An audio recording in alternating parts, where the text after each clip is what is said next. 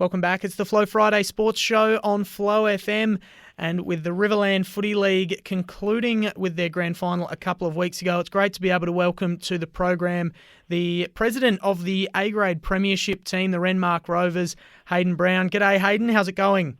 G'day, Dan. How are you? I'm going all right. Have you stopped smiling, stopped the celebrations just yet, or is it all still rolling on?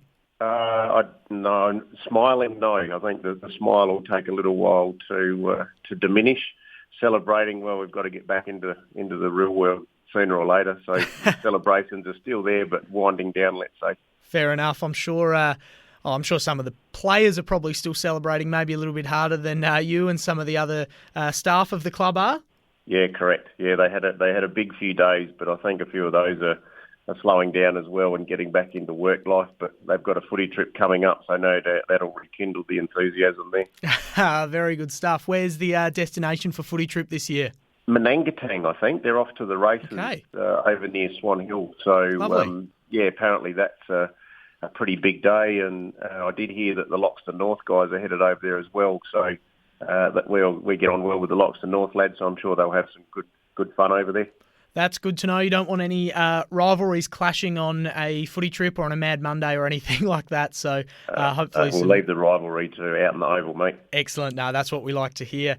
Now let's talk a little bit about this win over Barmera Monash. We heard a bit from Waikery's Ben Venning, our correspondent for this segment regularly on last week's show, but it would be great to be able to get your perspectives from it. It was looking at the scoreboard, it looks like it was somewhat one-sided. Obviously, the final margin was reasonably close, but it was Renmark leading at every change. But it was a close game, and no doubt Barmera Monash made a pretty good push to get on top in that last quarter.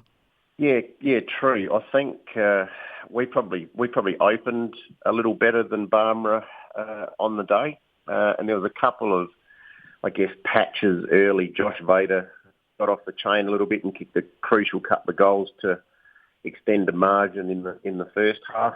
Barmera certainly chipped away and got back to within 5 points, I think, the last quarter, which I could have done without for my nerves, but made it for a good spectacle for everybody. That it was wasn't a blowout or a completely one-sided game. We were just lucky we were on the right side of the ledger come the final siren. And if we have a look at the Renmark goal scorers, you've got Nick Gillard, Josh Vader and Timothy Wolford with a couple and Zach Gartery with one as well. I reckon when Ben Venning and I spoke pretty much every week, they were the names that were getting mentioned the most regularly. How much of a thrill is it to be able to watch a grand final where the club's star players stand up on grand final day and are able to deliver the result that they did? Yeah, well, I guess you don't win grand finals without having a team effort, but there was certainly some good performances from, as you say, that some of the marquee guys. Tim Wolford's one of those guys that just wants the ball in his hand in those clutch moments. Some guys shy away from it, but Tim certainly doesn't. He wants to be involved in it right in the heat of battle. Zach Gartery's goal, I think, was crucial. That was a tough shot from the pocket to, I think, answer a Barmera goal. So, that was an important one. And like I said, Vates and Nick Gillard hit the board early, so that sort of got us off to the start we needed and settled everyone down a little bit, I think. And on the other side of it, for Barmera Monash, John O'Beach with 3 and Mason Middleton with their other goal. Again, sort of the superstars getting involved into the game. What's it like having to... I know you're not the coach and you're not sort of putting the game plan together, but how nervous is it, I suppose, watching a player like John O'Beach go to work? He's obviously a superstar at the comp and he's played at a really high level elsewhere around South Australia, and he's a very good player. So what's it like watching him? And no doubt he was trying to anchor that comeback for Barmera Monash. Yeah, well, Jono, he was put the dagger through the heart in the second semi late in the game. So he's one of those guys that doesn't need too many touches of the footy in the forward arc to really hurt you. So you're obviously conscious of having guys like him and Mason that can really take a game away from you if you're not careful. So full credit to a couple of our guys that were back that probably didn't cancel them out, but probably negated their dominance, if I can put it that way. They obviously played reasonable games, but we just had a few more opportunities, I suppose, than they did.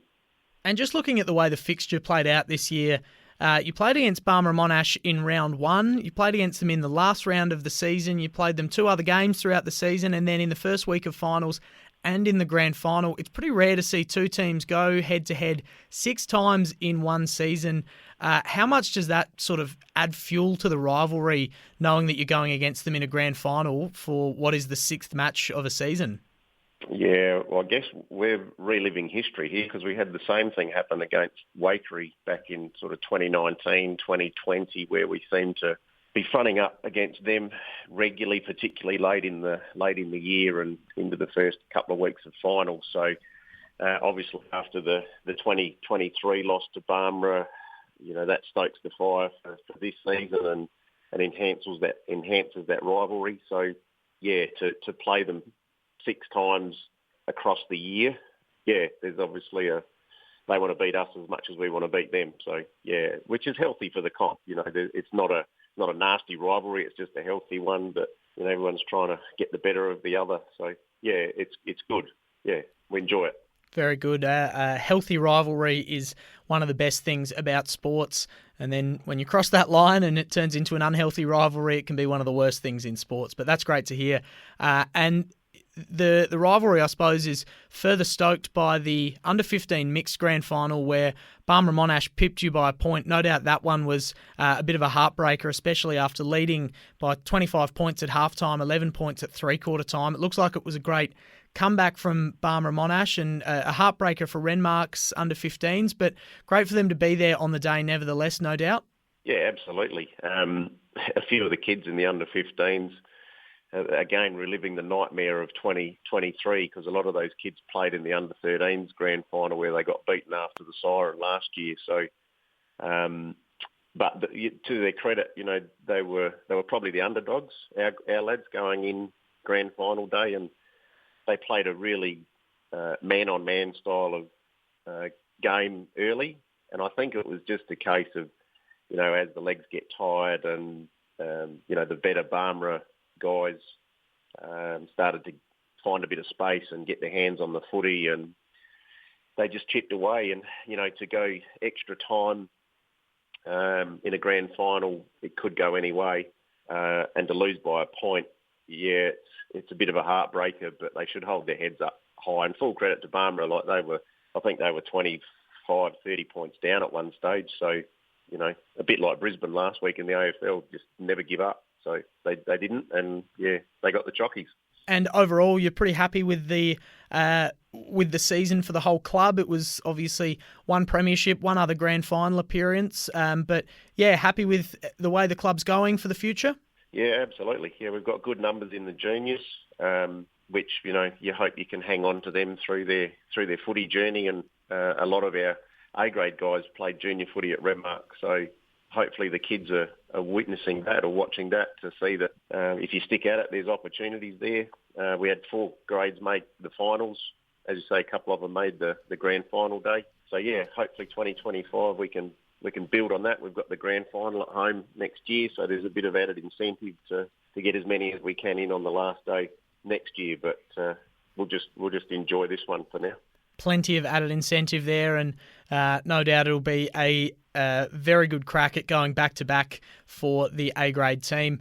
Haydn, thanks very much for coming on and telling us all about that. Hopefully you enjoy the celebrations, even though you said they're starting to wind down now. Hopefully you enjoy what's left of them, and hopefully all the players can enjoy the footy trip and then get stuck into pre-season and load up for next season. Yeah, absolutely, Dan. That's the goal, and I guess you're only as good as your last win. So soon as the end of the year ticks by, it's get ready and prep for the next one. So we'll see what 2025 brings. Cheers, Haydn. All the best. Good on you, Dan. Thanks, mate.